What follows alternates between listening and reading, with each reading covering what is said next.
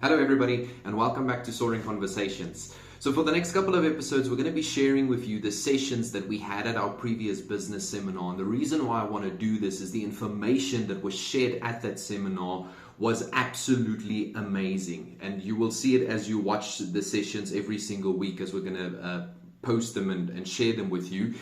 But yeah, it truly was, this morning when I had to prepare for the content, I myself had to watch through all of it again. And I was so inspired. There were so many things that were said that I know is going to change your life. It can change your business. It can truly mean something very special for you.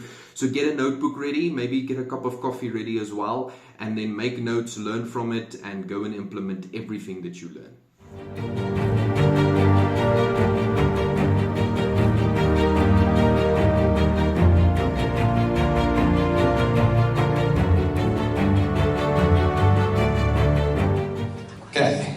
So, for the next session, we have a very special guest. I'm very excited about this. And we decided that we're going to do it in an interview formation. Because I think a lot of us, we hear things going, especially if we're young. Okay, we hear things going on the news, we hear a lot of stuff. And me being a teacher, I'm always very focused on people has to understand. And I think when you watch a lot of these things and you watch a lot of big public figures and they talk about the economy and they talk about a lot of stuff, then you're like, this doesn't make sense. Like I'm hearing these people say fancy stuff and using big words and whatever, but I don't understand. Okay? And that's why we decided, okay, we're going to do an interview, so we're going to bring it down to a level of understanding where we really have an understanding of what is going on in this country. Okay, so our speaker, or person I will be interviewing, is Mmusi Maimane. Now, he was the former leader of the DA, and now he's the leader of BOSA, Build One South Africa. It's a new political party that will run for the first time in 2024 in the elections, right? Yes. Yeah.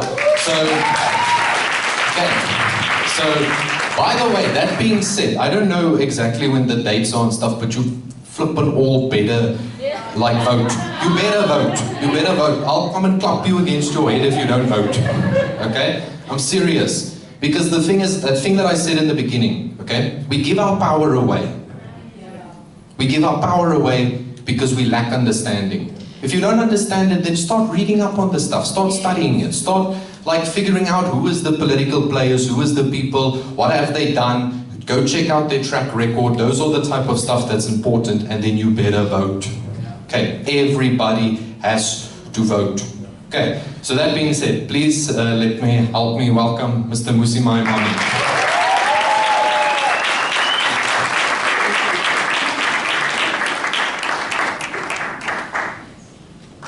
Thank you, sir, so much for being here. I really respect your time. We just spoke, and I know you guys had a very busy week with regards to very important stuff that is happening in the country. But yeah, I am glad that you are here and that you can help support the people and support our cause and everything. So yeah, but I want to jump into it, and I want to ask you my first question, because obviously I think a lot of us know the name, but we don't necessarily know the person that well. So can you tell us a little bit about your personal life, where you grew up, where you come from, and how you got here today where you are? Yes. So, firstly, good morning everybody, good to see you. It's my honest great privilege to be here. I count this as important as any other thing I do in the day, so it's not anything, like people are like, hey, this one is, no. Every time you get to engage citizens, you engage people, honor them, honor the people, because it's you guys that make an impact in our nation. I'll tell you with honest integrity. So never, I like what you said, never lose your power, because sitting in this room is the potential to make the impact in our nation. I don't say that to flatter you, I say that with all integrity, because this country, sorry, you asked me a question about me, I feel like I'm but this country does not need more politicians, it doesn't need more, it does, what it needs is citizens who are committed to this nation who can make an impact. Politics aren't the only solution we've got on the table. I said to someone yesterday, I said actually, if you lived in the 80s, your instinct would be to fight against apartheid because you found it an abhorrent system. If you live in the year 2023, in a universe where half the people in this country are living below the upper poverty line, I would argue the case as an entrepreneur, you are picking up a struggle to create employment for people. And that is the new fight. So thank you. So to me, I'm a Kasi boy. You must never tell people you are from Katlehong. You are from the West Rand, which is the best Rand, right? When the cheesy line would be to say, you know, when the day breaks, we fix it. So I'm proud Sowetan. My mother is a Xhosa woman, proud Xhosa woman. Yeah? Not Yateta Nango. And my father is Kimotswana Wago Rustenburg, you know. So Kiabua, Yateta, on Sprat. So I grew up with that combination, and I say that because it's helped me speak 8 languages in this country. It's allowed me access to communities that I would have never without. Language is a powerful access tool. By the way, if you want to reach people, figure out their language. And if you want to reach economists, it's not just the coding of the English or Tswana or Zulu. It's also, if you want to reach economists, figure out how to learn economics, to speak to them, right? And sometimes I'm going to say some things and then you can kick me out, it's fine. Half the reason I think sometimes, I say this as a Christian, but don't always know how to talk to people outside Christianity, it's because they haven't figured out the language for people outside it. And so if you want to influence this country, you don't always have to sum everything up by "Thus saith the Lord," believe you me. But speak a language where people are at, you can impact them. So, come back, so that's why I grew up. I am a husband of 1 wife.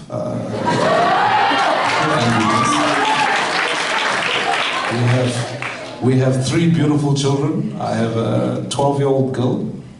And my wife is half Welsh, half Lebanese. So a combination between all of us means we have 3 beautiful kids. I'm not messing around when I say that. So the only reason I'm involved in politics is just to get security for my girls. That's fair. I feel that's fair. But that's where I come from.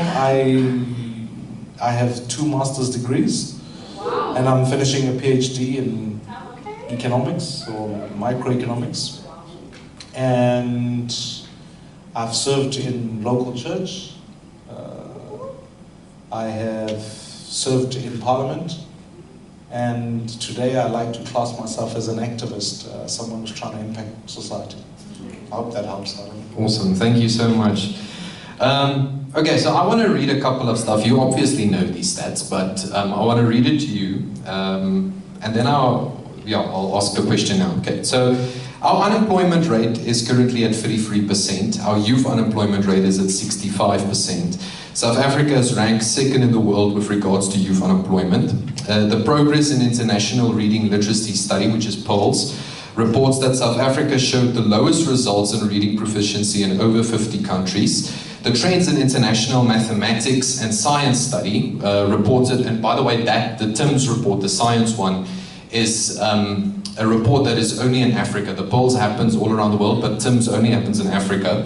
Reported that South Africa grade 9 learners performed the lowest in 39 countries, that's African countries, that participated in the study. It is also noteworthy that the same report shows that only 4% of mathematics and 5% of science students performed on an international benchmark level, showing that they could apply their knowledge and conceptualization of the work in a variety of contexts. According to the macro trend, the rate of international homicides as of 2020 was 33.46 incidents. I don't know who the 46 person was that died, but in any case, 100,000 people. That puts South Africa as the country with the 9th highest rate of international homicide in the world. According to the World Inequality Lab simulation, if one was earning the average nominal take-home pay of 14,688 Rand per month, which is not a lot if you have to take care of a family and deal with people, okay, they would be among the top 18% in the country. Okay, so please speak to us. How do we even begin to process this? How do we deal with? How do you feel listening to stats like that? Yeah. Look, let me say a couple of things. One is, I always look at trends and I always think to myself, firstly, let me anchor my thought by saying I think the future of South Africa is great. I really do. Right? Yes. And I don't say that to sound Pollyanna-ish. I say it because South Africa has been through worse. If I had to take you to, you read the same stats, if I took you to 1950, you'd pick up business confidence was low, you'd pick up that economic output was poor, and you'd discover that those were conditions that were appropriate for change.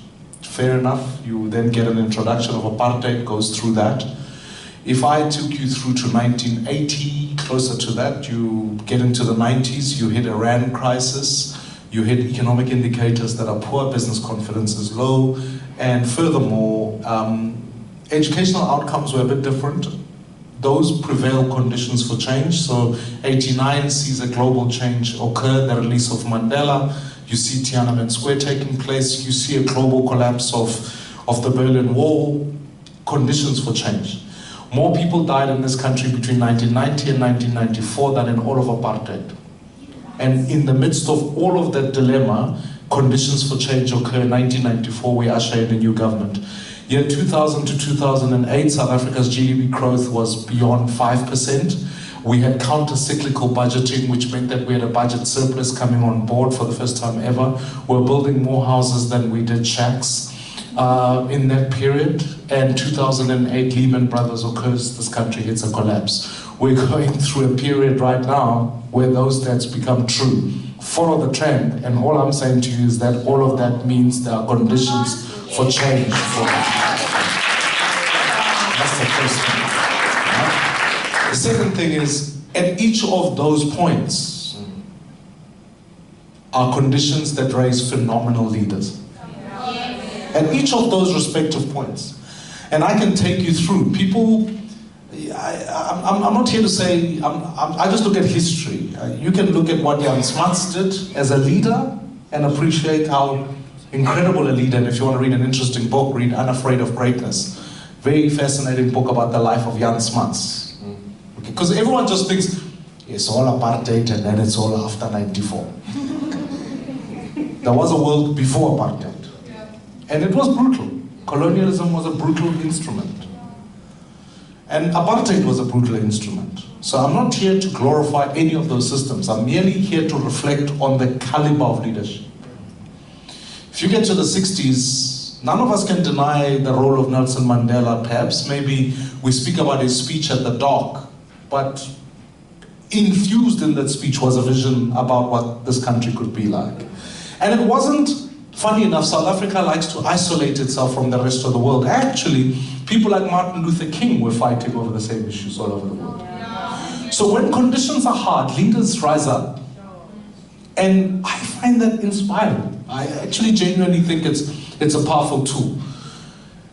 I'll tell you this, Mandela in prison is a locked away entity. Other leaders occurred. 76 was a bunch of young people, Tsietsi Mashinini and so many others who fought the struggle. People don't reflect on the fact that whilst their parents were in prison, here were young leaders activating in society and communities. You can't deny that in the midst of that period, 1990-94, sure, President Mandela, people like F.W. de Klerk and so many others played a role, but don't miss out on people like Archbishop Tutu and so many of those kinds of leaders and their input into the midwifery of this country. So I guess what I'm saying is the second point is conditions today are conditions for leadership to rise up. That's an opportunity.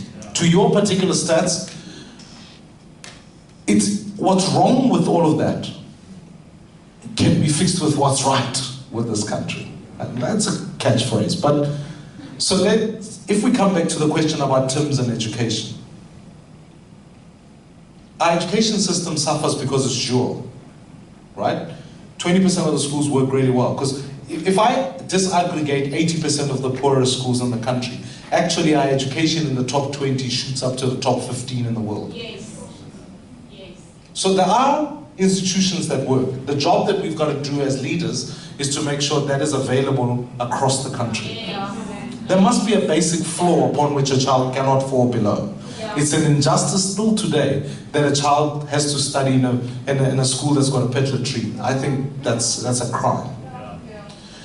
And so, if you talk, I'm speaking here in an entrepreneurship workshop, the global universe is realizing the collapse of all the isms. I think you've got a collapse of somewhat capitalism, you've got a failure of socialism. And even the business community is arguing the case about what is conscious capitalism, what are things like ESGs, what does social impact look like? Let's not just see businesses about just taking products and putting them into the market. Can we look at public good and say, how do we commercially do it so that it doesn't get reduced to an NGO type sector? I think you can run brilliant schools that can change society. For sure. I think you are getting into the direction that I actually want to head into. So I believe, you know, and I definitely am not familiar with all of the terminology that is out there, but I believe in a capitalistic system, but with social responsibility. Because I believe that when an entrepreneur switches his mind from, like you said, just putting a product into the market, and actually that product or that thing becomes something. So for instance, a hospital, if you're a doctor and you want to start a clinic or whatever, that's a product, but it has a social responsibility towards it as well, because you're serving an actual real problem in our country. And that is kind of the whole thing that in my mind that was behind this, is that we need entrepreneurs, those issues, those challenges that is in the country, we need entrepreneurs to stand up in those spaces. Yeah, the difficulty is that you can make entrepreneurship only a profit-orientated thing. I've met entrepreneurs that don't actually make profit but make significant social impact. It's not my job, but I think when I think about people like Imtiaz Suluma, right? Gift of the givers, you can debate the issue about the faith, you can argue all the point, but the fact of the matter is that you can't deny the global impact. And you can't deny that Imtiaz himself is an incredible entrepreneur in that sense. Yeah. What we're trying to do is political entrepreneurship. We're going into communities, we've put a vision on the table, and we're saying, how do we best reform a nation?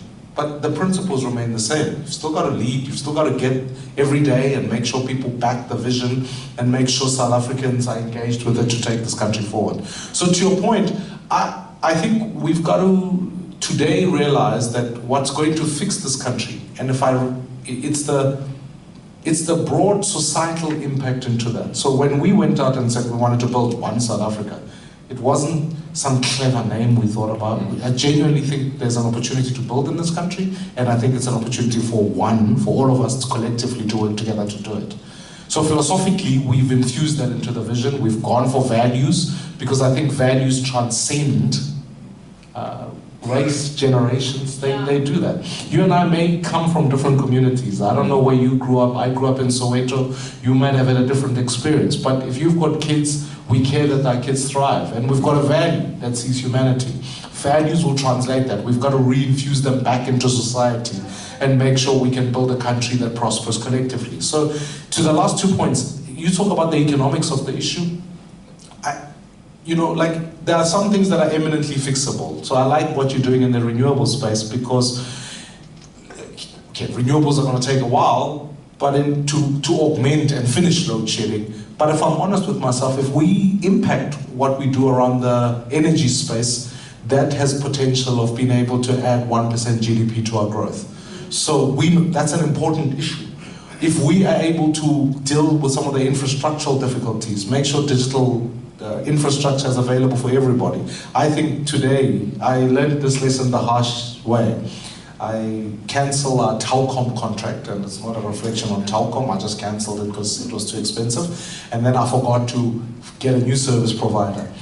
In my house for 3 days, if I say there was World War III in the absence of internet, it was that. So I had to like phone a friend. So data and participation in that space has become a human right. It's literally everybody wants to be on it. So if we fix that, we create digital citizens. And again, if you hear me say anything, you've got to answer the question for yourself. I don't care what space as an entrepreneur you're in. Care that it has social impact. For sure. Care that it will impact other, because what is I would hate for any businessman to be lying in a grave and the only thing we could say is, here lies Johnny, he made a great profit.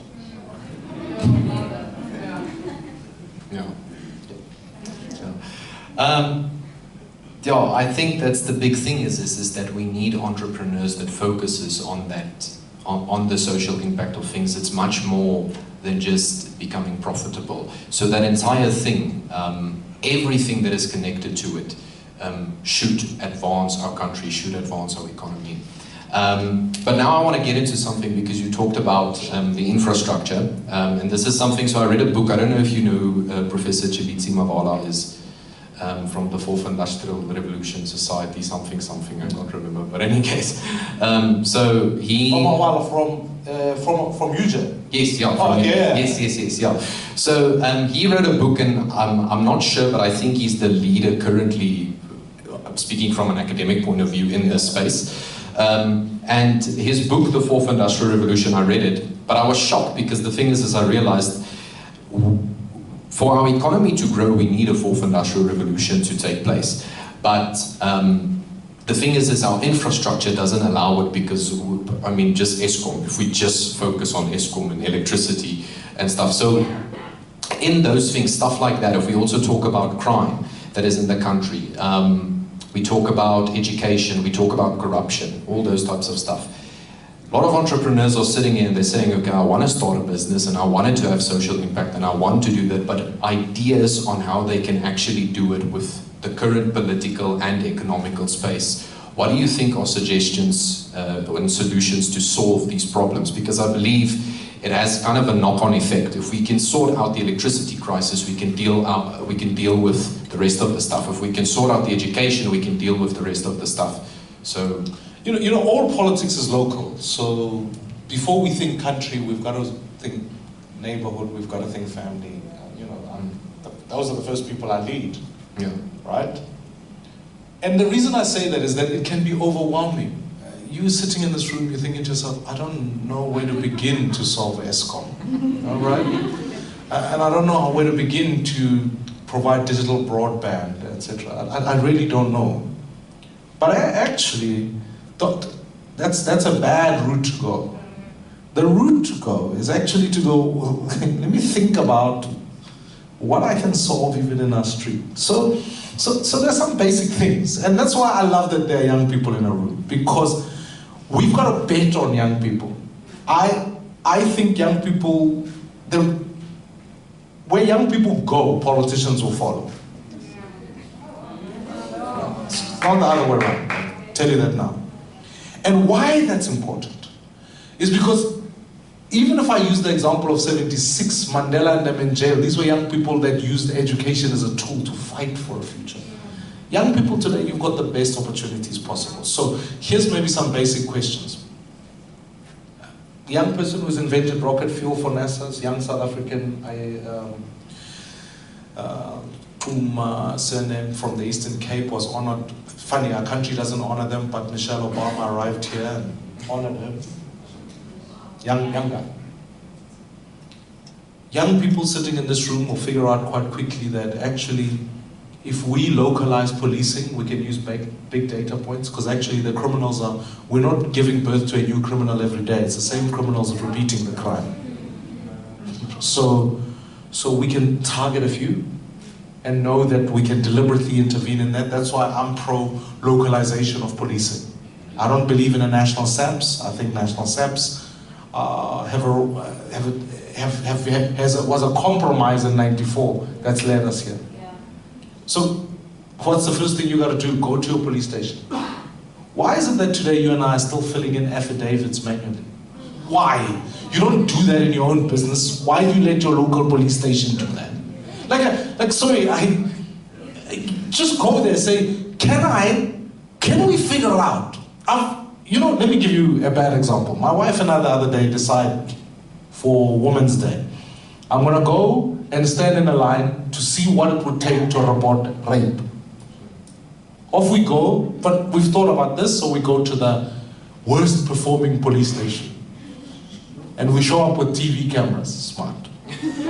We pitch there, and I say, my wife is here to report rape.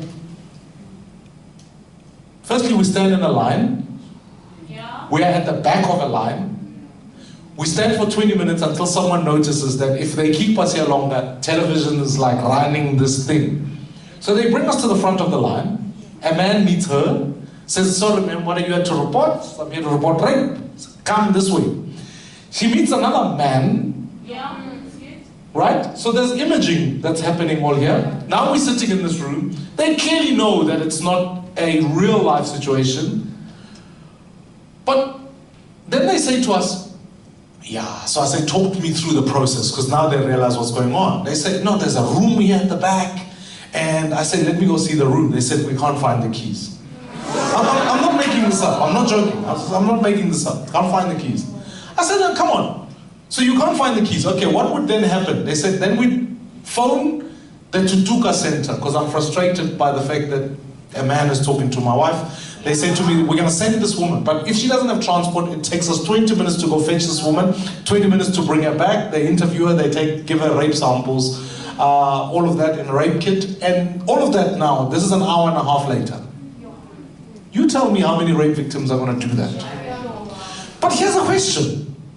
You've got WhatsApp chatbots that you could literally sit somewhere and do this exercise.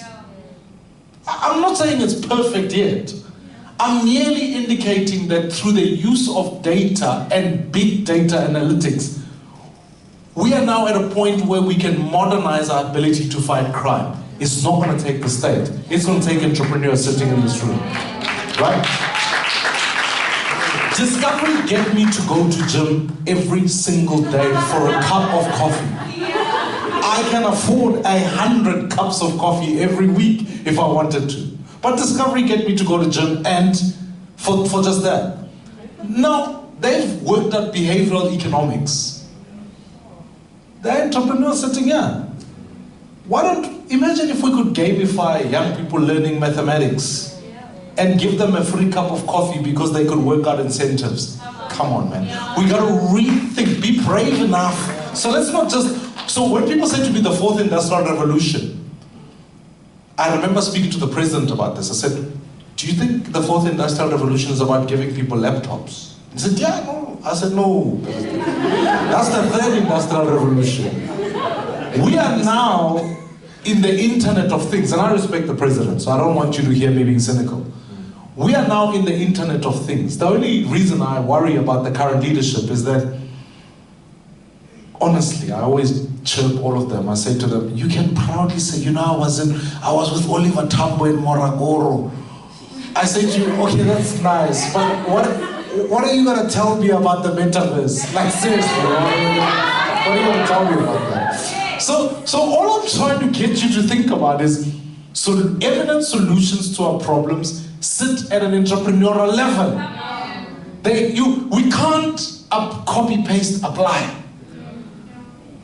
When I was reading the coalitions in Johannesburg, we were already piloting things like ShotStopper, which is using ultrasound, you can hear where guns are being fired.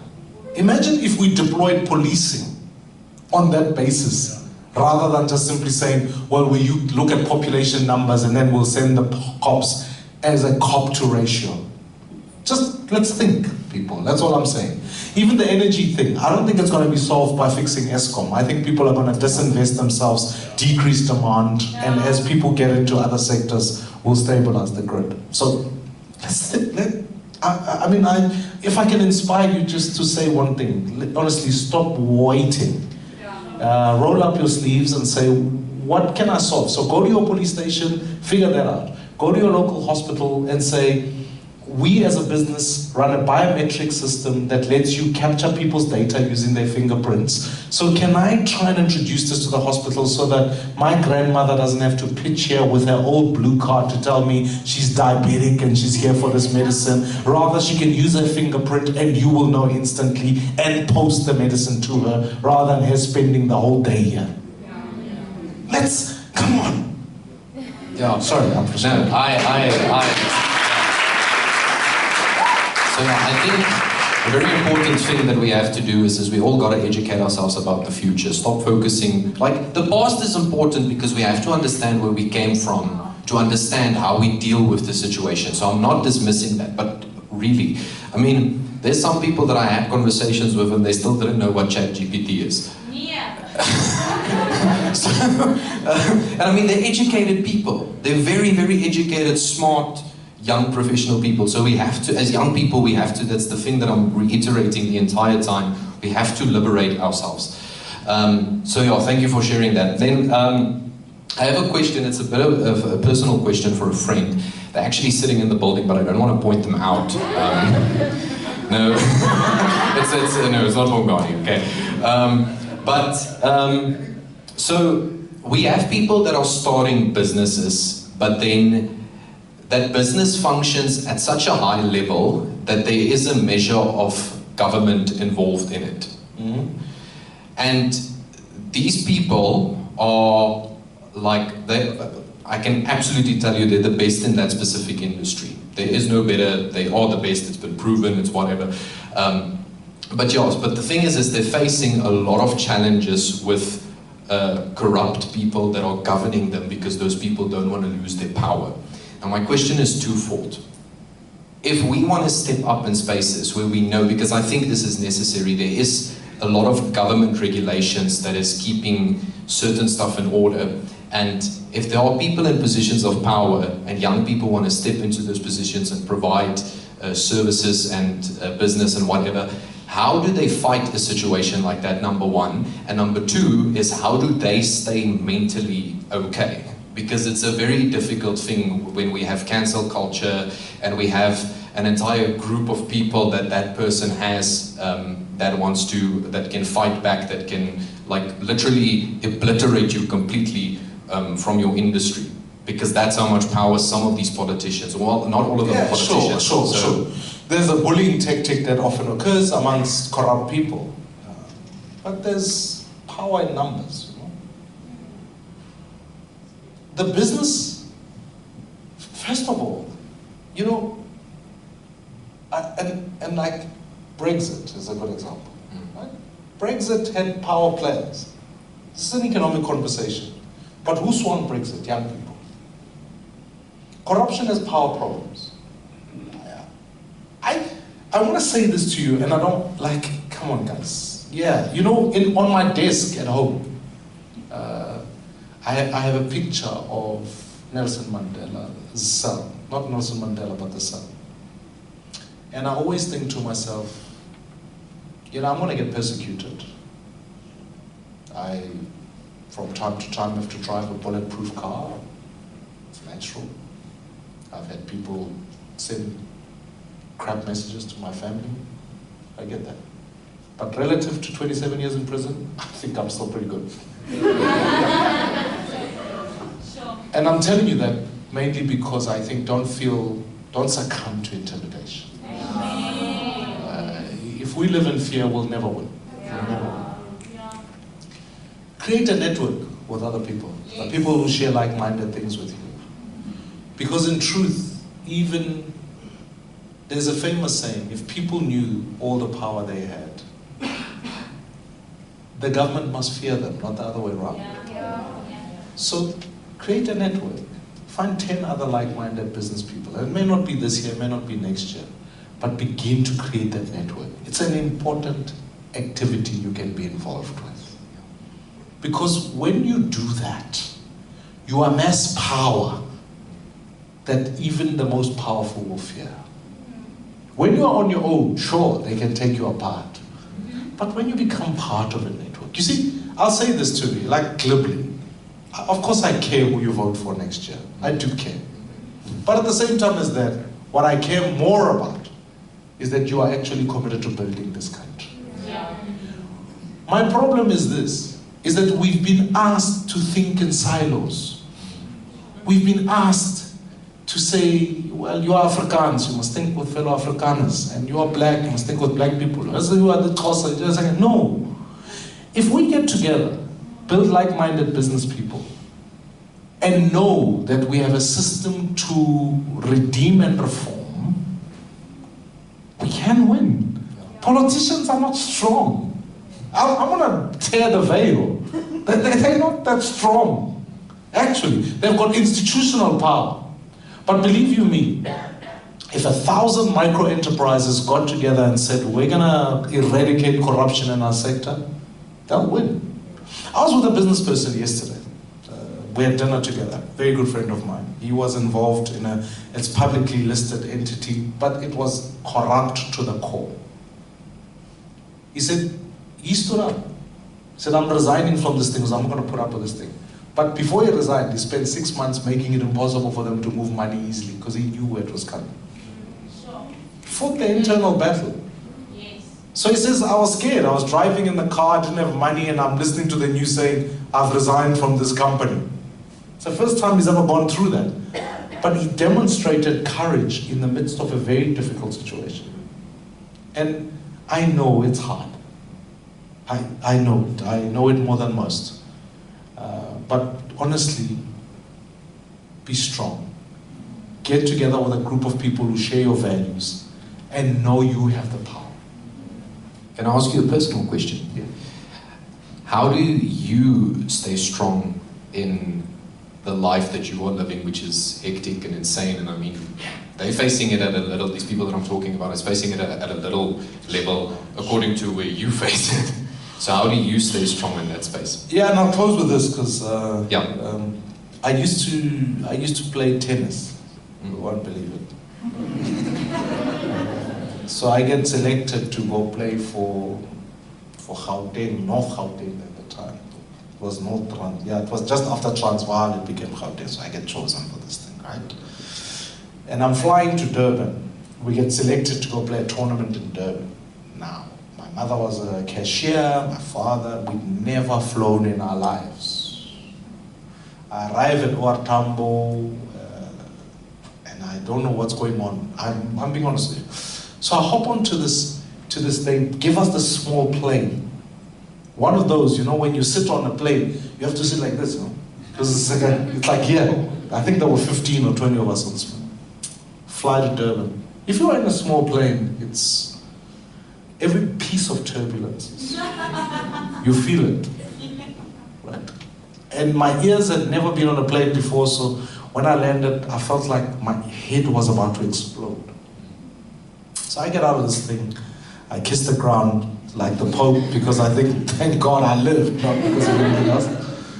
And then I think to myself, I'll never fly again. That was the worst thing I'd ever done. I tell my teammates, I'm not flying. I'll walk from Durban to Joburg. I'm not doing it.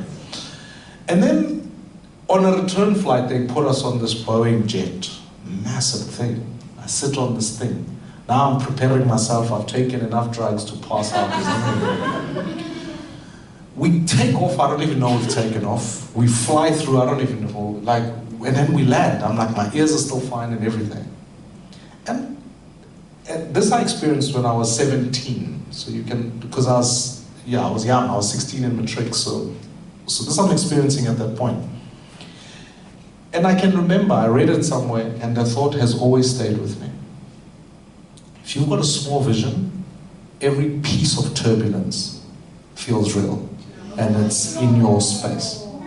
But if you've got a big vision, the turbulence doesn't change, but you can sail through it because you've got a big vision. So I've always lived with this idea that,